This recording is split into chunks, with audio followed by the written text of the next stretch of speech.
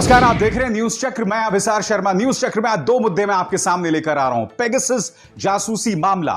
एक बड़ा प्रश्न सामने यह बना हुआ है कि आखिर मोदी सरकार इस मामले की जांच क्यों नहीं करना चाह रही, क्योंकि अब उनके सहयोगी जनता दल यूनाइटेड, बिहार के मुख्यमंत्री नीतीश कुमार तक ने मामले की जांच के आदेश दे दिए और देवेंद्र सिंह का मामला जो है वो दफन होने का नाम नहीं ले रहा। कांग्रेस ने 20 मई के एक लेटर का हवाला दिया है और उस लेटर में अगर वो बातें सही हैं तो होश उड़ाने वाली बातें हैं। दोनों की बहुत विस्तृत चर्चा करने वाला हूं, बने रहना होगा आपको मेरे साथ। सबसे पहले हम बात करेंगे पेगासस की।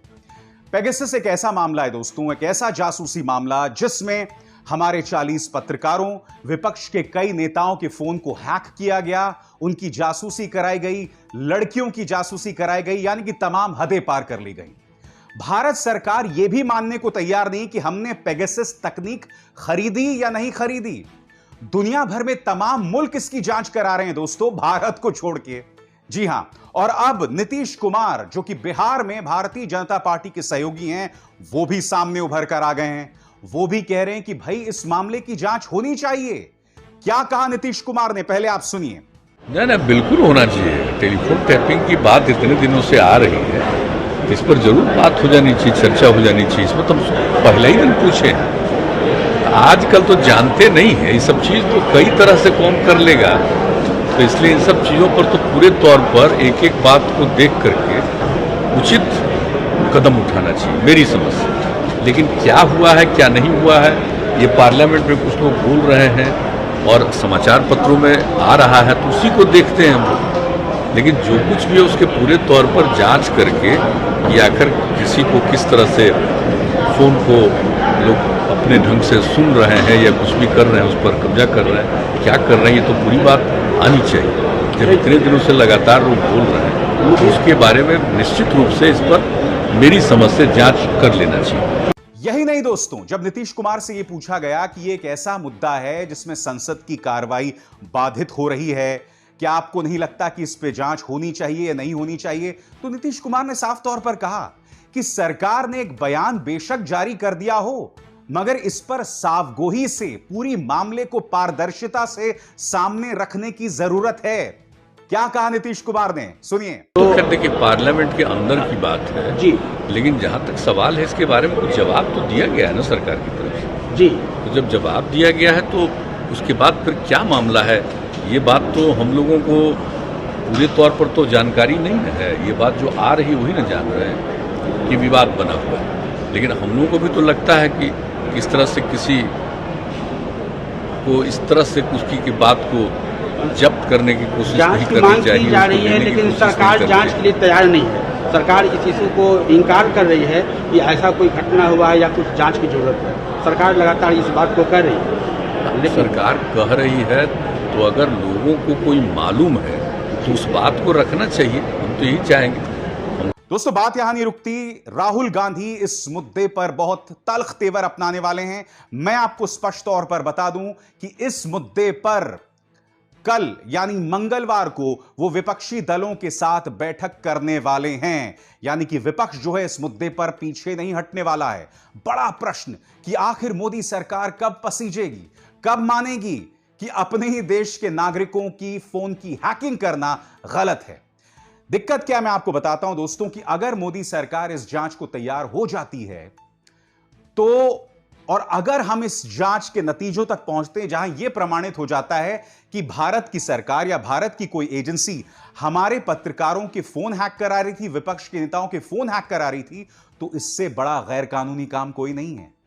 आईटी एक्ट के सेक्शन 43 साफ तौर पर कहता है दोस्तों, क्या कहता है कि आप किसी का फोन हैक नहीं करा सकते, किसी के कंप्यूटर में आप इस तरह से जो है परिवर्तन नहीं कर सकते, संशोधन नहीं कर सकते। इसलिए सरकार इस मामले से डर रही है। यही नहीं दोस्तों, दूसरी बड़ी खबर जो सामने उभर कर आ रही है वो ये कि वो शख्स देवेंद्र सिंह जो आज से कुछ महीनों पहले, करीब 1.5 साल पहले 2 आतंकवादियों के साथ पकड़ा गया था दोस्तों, और जब पुलिस ने उसे पकड़ा था तब इसने कहा था कि यह बड़ा खेल है, इसे मत बिगाड़िए। उसको लेकर एक लेटर सामने उभर कर आया। यह 20 मई का लेटर है दोस्तों, और इस लेटर में जो लिखा गया है वो होश उड़ा देने वाली बात है।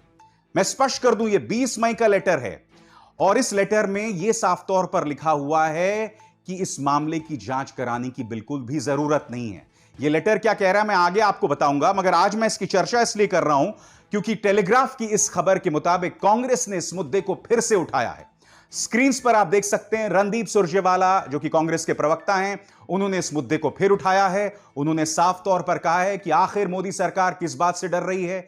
जिस आदमी पर आतंकवाद के एक तरह से आरोप है, मोदी सरकार उस बात की जांच क्यों नहीं करवा रही है, क्यों उससे हट रही है? क्योंकि हमें ये नहीं भूलना चाहिए दोस्तों, देवांगना कलिता, नताशा नरवाल, उमर खालिद, आसिफ इकबाल तन्हा, सिद्दीक कप्पन, इनमें से कुछ एक्टिविस्ट थे और एक पत्रकार था।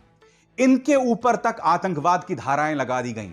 इनमें सिर्फ 3 को बेल मिली है दोस्तों, सिद्दीक कप्पन, उमर खालिद, ये अब भी जेल में सड़ रहे हैं। और इनका गुनाह सिर्फ इतना था कि इन लोगों ने सरकार से सवाल करने में सरकार से सिर्फ सवाल किया था। दोस्तों ये मुद्दा क्या है, वो लेटर क्या कहता है, आइए उसका रुख करते हैं। मैं आपको बतलाना चाहता हूं दोस्तों लेफ्टिनेंट गवर्नर का फरमान क्या कहता है। आपके स्क्रीन पर यह पूरा लेटर देखिए दोस्तों। अब मैं जूम इन करना चाहूंगा उस हिस्से को जहां यह लिखा हुआ है कि जांच की जरूरत नहीं है। क्या कहता है यह हिस्सा, देखिए।